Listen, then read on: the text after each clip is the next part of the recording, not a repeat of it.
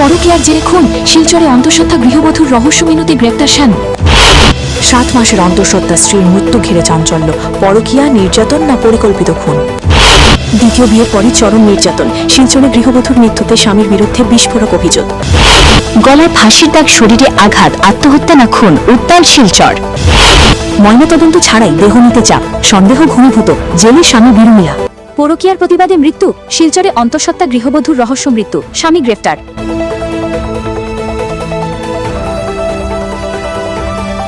পরকীয়া সম্পর্কের প্রতিবাদ করাই খুন, এমনই চাঞ্চল্যকর অভিযোগে উত্তাল শিলচর। 7 মাসের অন্তঃসত্ত্বা গৃহবধূ রাবিয়া বেগমের রহস্যজনক মৃত্যুর ঘটনায় পুলিশ গ্রেফতার করেছে তার স্বামী বিলুনিয়া 30কে। পুলিশ সূত্রে জানা গেছে, শিলচর শহর সংলগ্ন বেরেঙ্গা মোকাম্মুর এলাকার বাসিন্দা বীরু মিয়া গত 28 এপ্রিল রাতে অচেতন অবস্থায় স্ত্রী রাবিয়াকে শিলচর মেডিকেল কলেজ হাসপাতালে নিয়ে যান। সেখানে চিকিৎসকরা তাকে মৃত ঘোষণা করেন। রাবিয়ার বয়স ছিল 28 বছর এবং তিনি ছিলেন 7 মাসের অন্তঃসত্ত্বা। রাবিয়ার পৈতৃক বাড়ি জেরিঘাটের দিগলি এলাকায়। ঘটনার পর তার আত্মীয়রা শিলচর সদর থানায় বীরু মিয়ার বিরুদ্ধে অভিযোগ দায়ের করেন। পরিবারের দাবি, 6 বছর আগে বীরুর সঙ্গে রাবিয়ার বিয়ে হয়েছিল। তাদের 2 ছোট ছেলে রয়েছে, একজনের বয়স প্রায় 5, অন্যজন 3 বছর। অভিযোগ, কিছুদিন ধরে বীরু মিয়া অন্য এক মহিলার সঙ্গে সম্পর্কে জড়িয়ে পড়েন। এই নিয়ে আপত্তি জানানোয় রাবিয়ার ওপর শুরু হয় নির্যাতন। এমনকি বিষয়টি নিয়ে সামাজিক সালিশও বসেছিল। পরিবারের আরও দাবি, প্রায় 2 মাস আগে ওই মহিলাকে বিয়েও করেন বীরু, আর তারপর থেকেই রাবিয়ার উপর অত্যাচার চরমে ওঠে।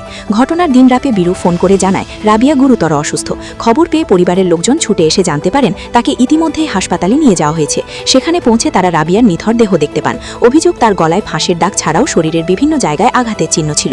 পরিবারের সন্দেহ আরও ঘনীভূত হয় যখন বীরু ময়নাতদন্ত ছাড়াই দেহ বাড়িতে নিয়ে যাওয়ার জন্য চাপ দিতে থাকেন। সঙ্গে সঙ্গেই পুলিশে খবর দেওয়া হয়। পুলিশ ঘটনাস্থল থেকেই বীরুকে আটক করে এবং পরে গ্রেফতার করে।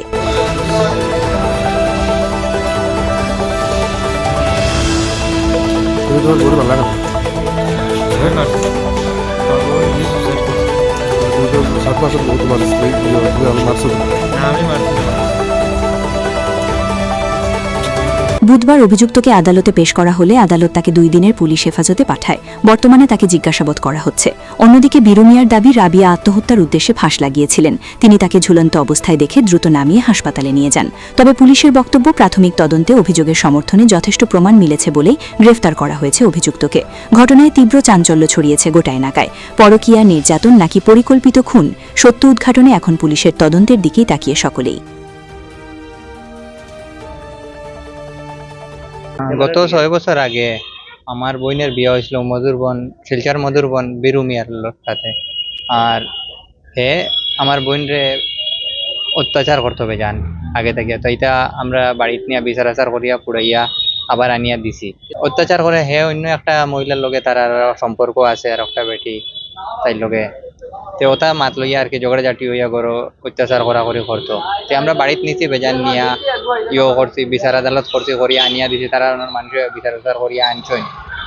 তারপরে আনার পরে গত 2 মাস আগে শুনছি হে আমার বইনে কইছে একটা মহিলা ওটারে বিয়া করে লিছে বলে। বিয়া করার পরে হে তো আরো অত্যাচার বেশি করে, বেশি হইতে গরম তরকারি উরকারি এত উতো ডালি দেয়, আর মারপিট করে, বেজান মারধর করে। এটা মানুষ আশেপাশের মানুষও করেন, তাইও হয়তো আমরা ফোন করি মারধর করে বেজান।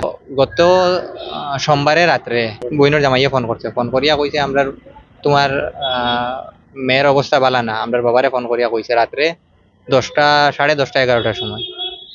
দেখতে আও। আমরা তো সব ভাই মিলিয়া বাড়াইয়া আইছি। আওয়ার পরে এখানে আওয়ার পরে শুনি হে মেডিকেল লইয়া গেছে গিয়া। আমরা যাওয়ার সময় রাস্তাতেই পুলিশ লইয়া গেছি, গিয়া মেডিকেল গিয়া দেখি এটা তো আমার বোন রে হে মার্ডার করছে, ফাঁস লাগাইয়া মারছে। ডেড বডি পাইছি গিয়া, স্ট্রাকচারের মধ্যে ফালাই মেডিকেলের বাইরে ডেড বডি। আমরা তো ধারণা এটা হে ফাঁস লাগাইয়া, আর পেটের মাঝে লাতু তো মারছে। পেটের মাঝে মানুষের আশেপাশের মানুষের মাথামাতি করেন শুনলাম। আমার বোন 7 মাসের গর্ভবতী আসলো, আরো 2টা ছোট ছোট বাচ্চা আছেন। একটা 5 বছরের হইব, আর একটা 3 বছর 2.5 বছরের এরকম বয়স হইব। 2টা বাচ্চা পেট্রোল হাত মারছে। এরপরে তো আমরা করলাম, পুলিশে ধরিয়া হে তারে অ্যারেস্ট করিয়া লইয়া গেল। পুলিশে তারে মেডিকেল থেকে অ্যারেস্ট করিয়া লইয়া গেছে তারে। আমরা পুলিশ লগে লইয়া গেছিলাম, গিয়া তারে ধরাইয়া দিছি। এটা নিয়ে আমরা কেস করছি বর্তমানে। তারে তো পুলিশে ধরছে, তার কঠোর শাস্তি চাই আমরা, তার ফাঁসি চাই আমরা।